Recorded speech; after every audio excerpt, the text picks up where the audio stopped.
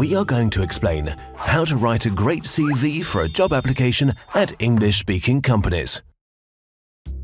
Companies can't interview hundreds of people, so your curriculum vitae or resume should summarize your skills, education and experience in a way that makes you stand out. How? Let's find out. Generally, your CV should be concise and brief. 2 pages are the ultimate limit. As you want to stick out, tailor your application and avoid ready-made templates or all-purpose CVs. The top of your CV should include your name and your address. Use English names, for example, Munich instead of München. Also, mention your nationality. For US applications, only include your date of birth or a photo if requested.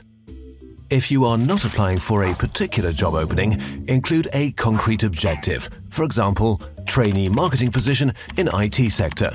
Next up, write a very brief summary of your skills and experience relevant to the job objective. For instance, experience in strategic marketing at Business Inc. or strong organizational skills.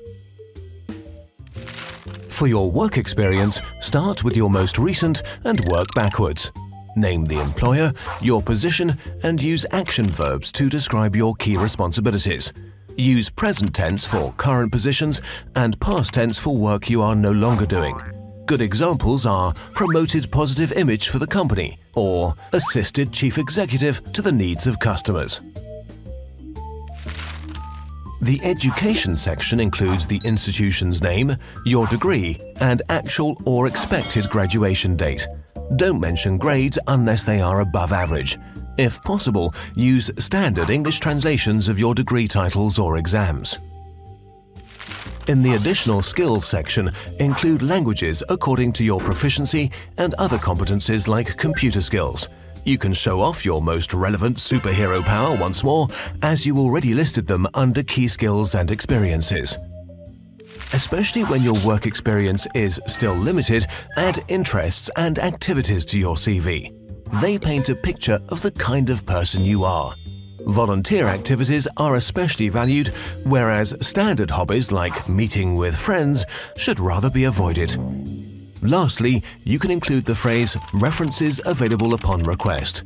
If asked, your referee will write a confidential letter directly to the organization, so be sure to have asked for their permission beforehand.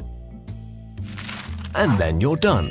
When following these steps, you will likely make a great first impression on your possible employer. So what are you waiting for? Start working on your English CV now.